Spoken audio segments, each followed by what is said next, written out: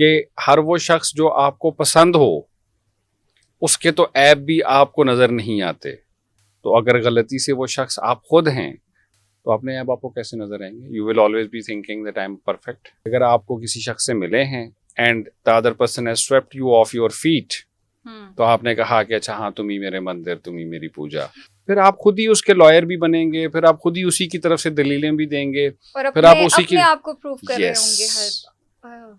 आज की सोसाइटी में हमें बहुत से ऐसे लव्स मिल गए हैं जिसको हम अपनी सिचुएशन से जोड़ देते हैं।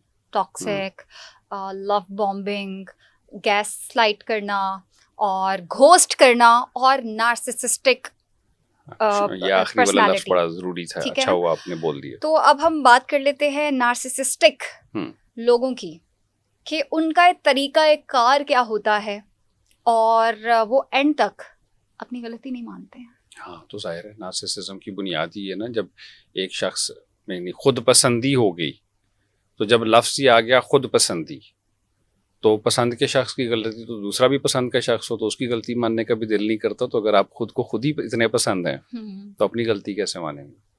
खुद पसंदी फिर भी एक अच्छा वर्ड नहीं है। नहीं, मगर अगर एक सादा सी ट्रांसलेशन कर रहा हूँ ना मैं, आसान जुबान में, वरना अगर मैं नरगिसियत पे चला जाऊंगा या इसकी ओरिजिनल हिस्ट्री पे चला जाऊंगा तो वो लोगों की समझ नहीं तो वो नहीं आएगा। तो एक सादा सी बात है ना, कॉन्सेप्ट ये है कि हर वो शख्स जो आपको पसंद हो उसके तो ऐप भी आपको नजर नहीं आते। तो अगर गलती से वो शख्स आप खुद हैं और इस हद तक हैं अपने आप को पसंद कि आप नार्सिसिस्ट हैं, तो अपने आप आपको कैसे नजर आएंगे? You will always be thinking that I am perfect, I am right, and other one is like lying to me. And दूसरे तो वैसे भी टिश्यू पेपर से ज्यादा की वक़्त नहीं रखते किसी भी नार्सिसिस्ट के लिए या साइकोपैथ के लिए। टिश्यू पेपर से ज्यादा की वक़्त नहीं होती। वो ऑब्जेक्टिफिकेशन होती है उनके लिए। लोग जो होते हैं वो इस्तेमाल करने की चीजें होती जो हैं। उनको पावर दे रहा है वो उसके साथ अटैच हो भी गए, लेकिन एट द एंड जब अगले बंदे को पता चल जाए कि मैं ज़ाया हो रहा हूँ या what is happening to me या I was not like this before, और मेरी सारी वो खुशी और वो चूज किया है और वो उससे निकलने लगे, तो वही कसूरवार होता है। वो कसूरवार भी होता है, और पहले अगर वो निकलने लगे तो पहले एक टेक्निक होती है कि हूवर इफेक्ट होता है। हूवर इफेक्ट ये होता है कि the moment other person realizes कि अच्छा यार मैं किसी गलत जगह पे स्टक हो गया, होते हैं उनको रियलाइज करना, पता चल जाता है कि व्हाट इज हैपनिंग। तो वो जो ही फर्क करने लगता है, जो ही वो उससे कुछ डिफरेंट करने लगता है जो पहले कर रहा है, तो नार्सिसिस्ट जो होता है वो अपने स्ट्रेटजी को तब्दील कर लेता है। वो तब्दील करके इट सक्स इट बैक। ये हूवर वो कंपनी थी वैक्यूम क्लीनर्स की, तो वैक्यूम क्लीनर जिस तरह से कारपेट से गर्द साफ करता है ना, वो पहले उसको नीचे पुश करता है। जब गर्द के पार्टिकल्स टूट जाते हैं, टूट के वो उड़ते हैं, उड़ के वो दूर जाने लगते हैं, तो उसके ऊपर वाले एक सक्शन पंप में it sucks it back. Exactly like that. Doormat की तरह ट्रीट करेंगे। जब आप बिल्कुल टूटने लगेंगे या किसी दिन आपको रियलाइज होगा कि यार this is enough of it, आप जो ही उठ के दूर जाने लगते हैं, दे change the strategy and they कहते हैं कि okay sorry sorry sorry sorry, आज के बाद से ऐसा नहीं होगा। फिर आपको वो फ्यूचर फेकिंग शुरू हो जाती है कि नहीं नहीं यूं भी कर लेंगे, यूं भी कर लेंगे, यूं भी कर लेंगे, जैसे तुम कहोगे वैसे कर लेंगे। और ये कह के आप कहते हैं अच्छा शायद सचमुच इसकी आंखें खुल गई, क्योंकि हमने बचपन में वो फिल्में देखी हुई है ना, जज साहब आपने मेरी आंखें खोल दी हैं। हमें लगता है सच में भी आंखें खुल जाती हैं, और एंड तो हमेशा अच्छा होता है। और एक आखिरी सीन होता है जिसमें सारे बिल बैठ के वही बड़े हंसी मजाक हो रहे होते हैं ड्रामाज में, एंड पे ऐसा कुछ नहीं हो रहा होता। तो हम वो समझते हुए वापस आ जाते हैं। जो ही आप वापस आएंगे the things are back to square one, अब फिर वही ट्रीटमेंट शुरू हो जाएगा। ऐसे सिचुएशन से या ऐसे लोगों से कैसे बचा जाए? बचा जाए से मतलब कि दूर कैसे रहा जाए, कि पहचाना जाए और दूर कैसे रहा जाए? सबसे पहला पॉइंट, फर्स्ट स्टेप ले लेते हैं ना, पहचान कैसे होगी? बिकॉज वो स्टार्टिंग में बहुत वो ये बात कि प्यार भी दिखा रहे होंगे, हर वो चीज कर रहे होंगे जो आपको अट्रैक्ट करती होगी। हाँ, तो सबसे पहली बात तो यहीं पर एहतियात रख लेनी चाहिए ना, कि if anything appears to be too good to be true,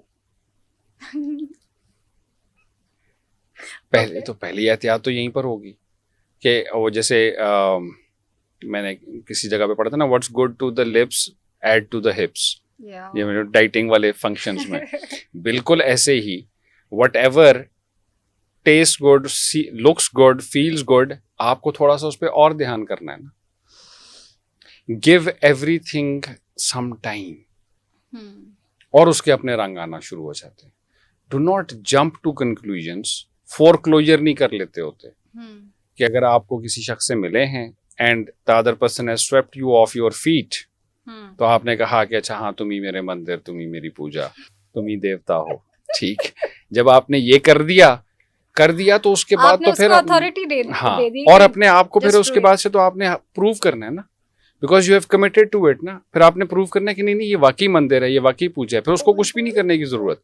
फिर आप खुद ही उसके लॉयर भी बनेंगे, फिर आप खुद ही उसी की तरफ से दलीलें भी देंगे. और फिर आप अपने उसी की अपने आप को प्रूव कर रहे Yes. होंगे हर तो इसलिए always stay with the nature, और उसका रूल है gradual and consistent. Start low, go slow, take your time to understand the other person, see him in different situations, और आपको अंदाजा होना शुरू हो जाएगा. आप प्यार से उसका पता चल अपने जाता साथ है। रिलेशनशिप मत देखिए, आप ये देखिए कि वो दूसरों को लेकिन कैसे आपको नहीं ट्रीट लगता करें. कि जो नार्सिसिस्टिक कैरेक्टर्स होते हैं वो दूसरों के साथ भी उसी तरह चल रहे होते हैं? बहुत सारी दुनिया को उनका पता होता है, बहुत अच्छी तरह से पता I होता mean, they are the good friends, they are the good sons and daughters, they are. है. अच्छा, generally What top- not, generally not, अच्छा, generally not.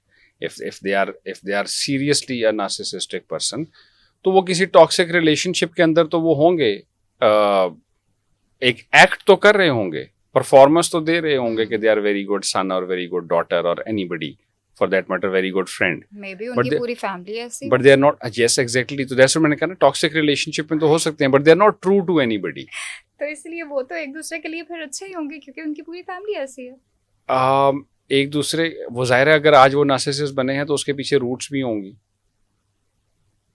उसके पीछे रूट्स भी होंगी, कहीं ना कहीं से तो आया ना, ऑटोमेटिकली तो नहीं हुआ. कुछ जीन्स हुए, कुछ एनवायरनमेंट हुआ, और वो एनवायरनमेंट भी उन्होंने प्रोवाइड किया जिन्होंने जीन्स प्रोवाइड किए थे.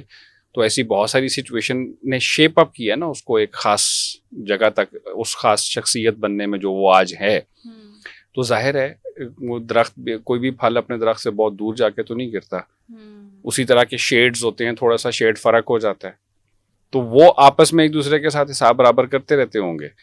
लेकिन वो दुनिया को थोड़ी ना हाँ. बताएंगे. थर्ड पर्सन जो उनके दरमियान नहीं रहता उनको नहीं बताते. हाँ, और उनके यहाँ कुछ अनरिटन रूल्स होते हैं ना ऐसी डिसफंक्शनल फैमिलीज में, कि घर की बात जो है वो दरवाजे से बाहर नहीं जाएगी. उनके स्माइलिंग एक्सटीरियर्स कुछ और होंगे, एक उनका फेस होगा जो बाकी दुनिया को दिखाने के लिए एक और होगा, एक वो होगा जो कारपेट के नीचे है या दरवाजे के अंदर है या बिहाइंड क्लोज डोर्स है, वहाँ कुछ और हो रहा होगा. I remember one of I met somebody, और वो उनके हस्बैंड जो थे एन उस वक्त में, यानी अंदर चल रहा है ड्राइंग रूम में बैठे हुए, औरतों के हकूक पर बड़ी बात हो रही है, मैं आने लगी वहाँ इस एक पे. वहाँ एक मीटिंग हो रही है, वो बहुत वोकली उस मीटिंग को लीड भी कर रहे हैं, उन्हीं के घर पर हो रही है, और 5 मिनट चाय वहाँ पहुँचने में देर हो गई है, और इतने में वो मीटिंग से बाहर उठ के आते हैं. And now he goes to the kitchen, और वहाँ जो उनकी अपनी खातून है उसको वो 2 लगाते भी हैं, उसको वो 4 बातें भी सुनाते हैं, और उसके बाद वापस जाके कहते हैं हाँ जी तो बात हो रही थी औरतों के हकूक की, तो मैं ये कह रहा था कि this is how it is.